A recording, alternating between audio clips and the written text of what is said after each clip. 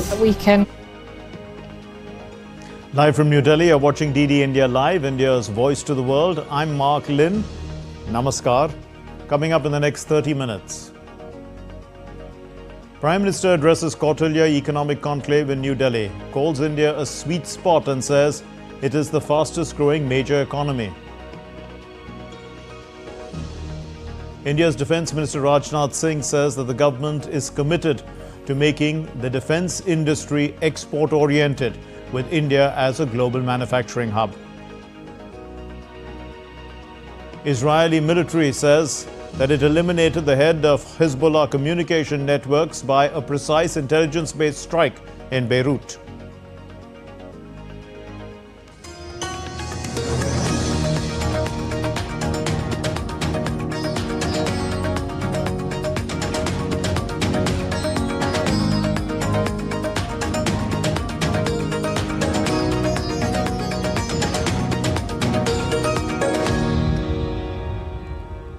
Prime Minister Narendra Modi today addressed the gathering at the third edition of the Kautilya Economic Conclave in New Delhi. This economic conclave, the Kautilya Economic Conclave, showcases India's increasing role as a bridge maker of countries in the global south. And the Prime Minister has called India a sweet spot. He says that it's the fastest growing major economy. Banking reforms ने बैंकों की financial condition को तो मजबूत किया ही है, उनकी landing capacity को भी बढ़ाया है। इसी तरह जीएसटी ने अलग अलग सेंट्रल और स्टेट इनडायरेक्ट टैक्सेस को इंटीग्रेट किया है। इंसॉल्वेंसी एंड बैंक्रप्सी कोड यानी आईबीसी ने रिस्पॉन्सिबिलिटी, रिकवरी और रिजोल्यूशन का नया क्रेडिट कल्चर डेवलप किया है। भारत ने माइनिंग, डिफेंस, स्पेस जैसे अनेक सेक्टर्स को प्राइवेट प्लेयर्स के लिए, हमारे यंग एंटरप्रेन्योर्स के लिए खोला है। हमने एफडीआई पॉलिसी को लिबरलाइज किया ताकि दुनिया भर के इन्वेस्टर्स के लिए यहां ज्यादा से ज्यादा अवसर बन सके। हम अपनी लॉजिस्टिक कॉस्ट और टाइम को कम करने के लिए आधुनिक इंफ्रास्ट्रक्चर पर फोकस कर रहे हैं। The Principal Secretary to the Prime Minister of India, P.K. Mishra, attended the Kautilya Economic Conclave in New Delhi on Friday.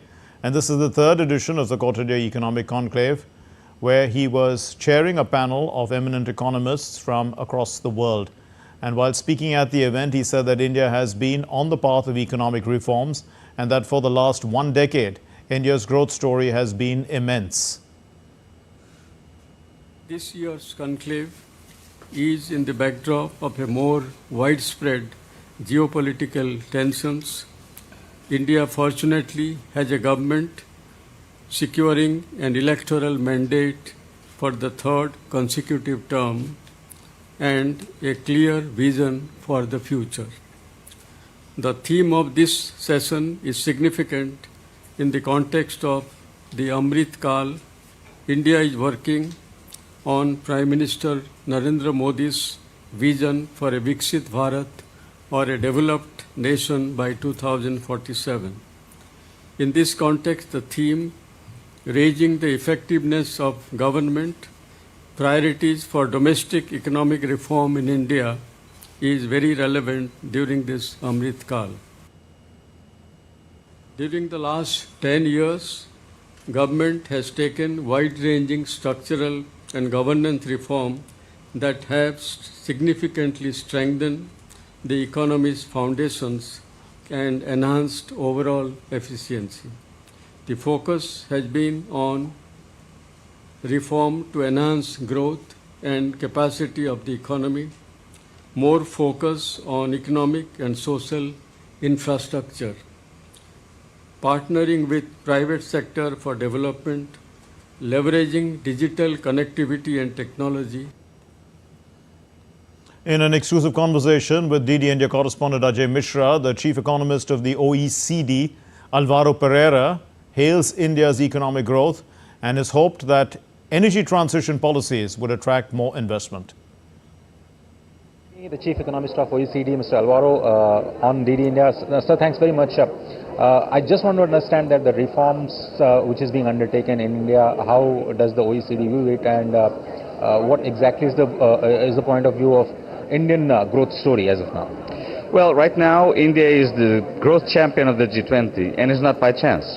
This happens for the simple reason that in the past few years, there's been very bold reforms to improve the business environment, to foster competitive federalism, which I think is paying big dividends, but also big reforms like the GST and many areas trying to give the state as well to become more competitive. And initiatives like Make in India, which I think will have significant repercussions not only in the medium but also in the long term. And so what this means is that basically, together with a big investment in improvement in infrastructure and in skills, so investing in education, this is allowing India to grow very fast. And I sincerely think that if this reform momentum continues, and with the strategic vision that we've seen in the past few years, I think we're going to continue to have very strong growth for India. Going forward, how do you see the energy transition as an issue, and what path should India take? Because there is lots of discussion on this very issue, that what are the measures that the developing nations as well as the developed nations should take on this very important issue of climate change. Well, listen, the green transition means that, according to some estimates, about 4 trillion euros or in dollars will have to be invested every year. It's a great opportunity. I think India, because it already has a lot of renewables, and again because it's developing, is very based also on services. But even on manufacturing, I think it's based on a lot of renewables as well. There's a great opportunity for India. Alvaro, thanks very much for speaking to DD India, and I appreciate for your time. So the energy transition is very key for the economic reforms going forward, and we might expect some great investment in that sector as per OECD. Ajay Mishra, DD India, New Delhi. India's External Affairs Minister, Dr. S. Shankar, is in Sri Lanka on a day-long visit. During his visit, Shankar met the country's newly elected leadership and congratulated them on their new responsibilities. Shankar called on President Anura Kumara Dissanayake. The EAM conveyed the warm greetings of India's President Draupadi Murmu and Prime Minister Narendra Modi. Both leaders discussed ways to deepen ongoing cooperation and strengthen India-Sri Lankan ties for the benefit of the people of both countries and the region.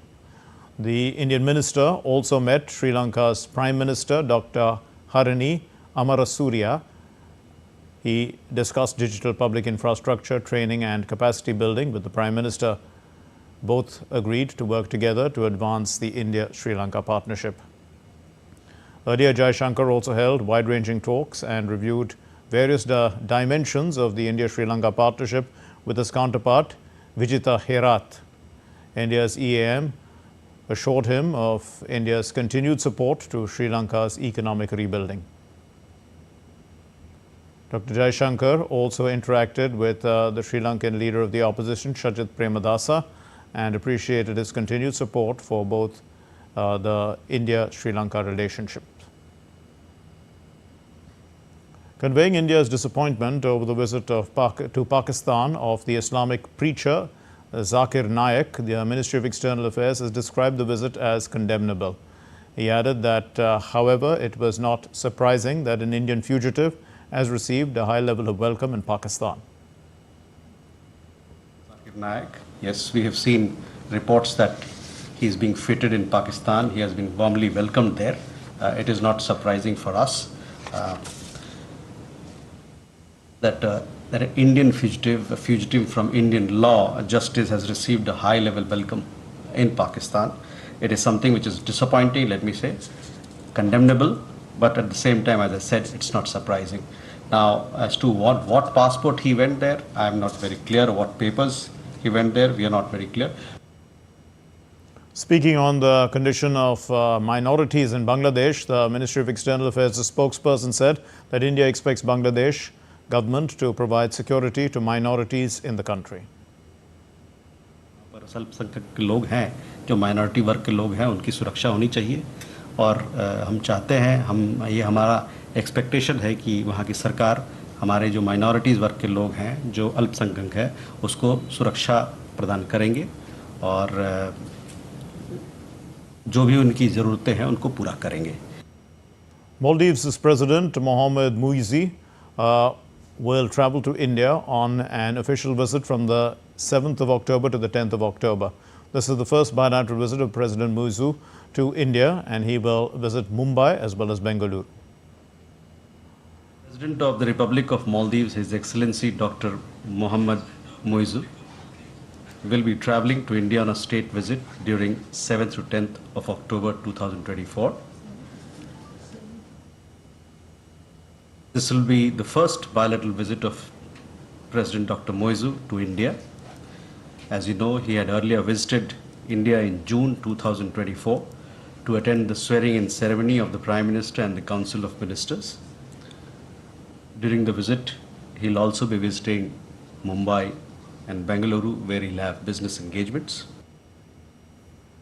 India's Minister of Commerce and Industry Piyush Goyal on Friday announced the signing of an MOU to expand, diversify critical mineral supply chains between India and the United States. The development was the highlight of the 6th India-US Commercial Dialogue, which the minister co-chaired with the US Secretary of Commerce, Gina Raimondo, in Washington, D.C. During the dialogue, both leaders reaffirmed their commitment to driving outcome-oriented actions to ensure steady progress on key priorities throughout the year.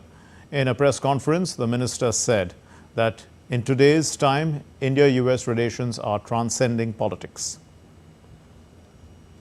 The Honorable Prime Minister was here, the Honorable Defense Minister, Foreign Minister, and I have already been here, and next week the Honorable Finance Minister will be here. Only to share with you that the US-India relationship is today transcending politics. We have worked with 3 administrations. Mr. Modi's tenure, we had Obama administration, Trump administration, and Biden administration. Minister Piyush Goyal delivered the keynote at the CSIS Center for Strategic and International Studies event on India's evolving manufacturing landscape in Washington, D.C. The minister discussed how historic reforms, diversification, and localized supply chains are transforming India into a global manufacturing powerhouse. He highlighted the Make in India initiative's role in positioning the country as a key beneficiary of shifting global supply chains, presenting great opportunities for investors. When we talk of working amongst trusted partners, India figures high on the list of most parts of the world. And therefore, I believe that our effort to maintain the manufacturing ecosystem in India, even despite all the challenges we inherited in 2014 and the COVID crisis of 2.5 years, the 2 wars that continue to subsist, threatening to escalate, with the Red Sea crisis having affected our international trade, with all of these challenges, the fact that Indian economy grew by 90% when the world economy grew by about 35% in the last 10 years, and we have maintained our manufacturing share at 17% despite all these challenges inherited and faced in the last 10 years, gives us the courage of conviction and confidence to believe that we can aspire to take Indian manufacturing to about 25%. India's defense sector has seen remarkable growth, with domestic production reaching a record 1.27 lakh crore rupees in 2023-24. This marks a 16.7% increase over the previous year and a staggering 60% growth compared to 2019-20.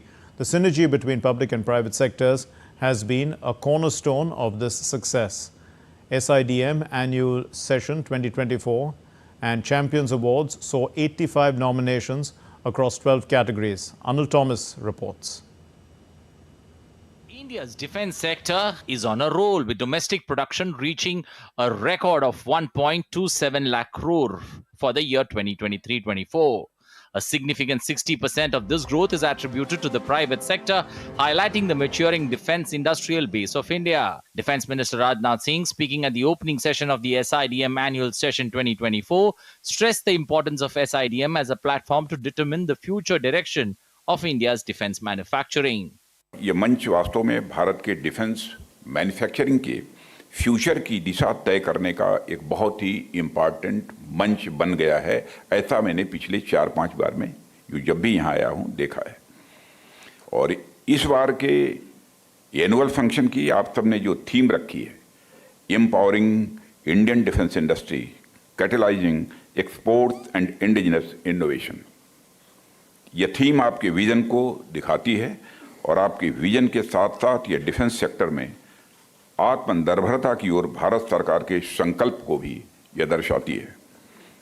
The defense industry can only be empowered for the future if it understands the nature of future threats and the way they are going to manifest actually. The defense industry can only be empowered for the future if it understands the nature of future threats and how they're going to manifest actually, and how the Indian armed forces are actually visualizing it. To some extent, Baba Kalyani did make a mention of AI, machine learning, and new technologies, which are going to revolutionize warfare in the future. So the industry has to understand as to how Indian armed forces are seeing how this warfare is going to unfold and how they are going to fight. To boost defense manufacturing, 7 domains have been recognized for establishing testing facilities in the defense industrial corridor in India. Easing of licensing procedure has also provided companies with better opportunity to get finance from institutions. In last 7-8 years, there is almost 200% increase in the number of defense licenses issued by the government to various industries. FDI policy has also been liberalized. Friends, promotion of innovation and technology development is also a priority area where government is making a special effort. The annual summit also saw an MOU signed between AICTE and SIDM. Private defense companies were recognized for their stupendous achievement across 12 categories. Anil Thomas, DD India, New Delhi. Just a clarification there, 1.27 lakh crore rupees mentioned in that report is around 15.3 billion US dollars. Now moving on, the Indian Air Force Chief, Air Chief Marshal AP Singh, spoke on the operational preparedness ahead of the 92nd anniversary of the Indian Air Force. The Chief of the Air Force, he stressed on Atmanirbharta or self-reliance, and he said it's a major focus of the Air Force and that the country is well equipped to face any contemporary challenges. He also said that the Indian Air Force is making rapid changes to transform into a truly global Air Force. As we progress, our endeavor is to now focus on not only just maintaining our systems that are there, but also to live up to our motto, which is which you read there, which is Saksham, Sashakt or Atmanirbhar. So our motto remains to keep progressing, becoming more and more potent and also more and more self-reliant. In that we are giving preference to all the indigenous equipment. We are inducting LCAs. Well, Beirut was rocked with fresh explosions late on Thursday after Israel conducted multiple strikes on Hezbollah's South Beirut stronghold. Loud blasts were reported near Beirut's international airport, which borders the suburb of Dahia, Hezbollah's stronghold in the city and also a continuing target for Israeli airstrikes. A source close to Hezbollah said that Israel had conducted 11 consecutive strikes on the group's South Beirut stronghold late on Thursday. Israel claimed to hit Hezbollah's intelligence headquarters in the city as troops battled terror groups' armed men near the border. Earlier, the Israeli military called on civilians near 2 buildings in southern Beirut to move away ahead of an air raid. Explosions were heard amid wailing sirens as multiple rockets were intercepted by Israel's Iron Dome defense system over the northern city of Haifa on Friday. Lebanon's Iran-backed Hezbollah group has said that they had targeted Israel's Zakir base for military industries in Haifa Bay with salvo of rockets. The Indian Ministry of External Affairs is ready to help in the evacuation of Indian nationals stuck in the conflict zone in West Asia. Addressing the media, the spokesperson, Randir Jaiswal, said that there are flights operating from West Asian region for any Indians who want to come back to India. From Iran and from Israel and other countries, there are flights which are running. So as of now, people who want to leave the country, they have that option. I understand that some people had reached out, their families had reached out to our embassy. They, of course, because the flights are running, they have the option of leaving. Barbie has unveiled its first ever Diwali doll, designed by globally recognized Indian designer Anita Dongre. And the doll, it commemorates Diwali, the festival of lights, marking the victory of light over darkness.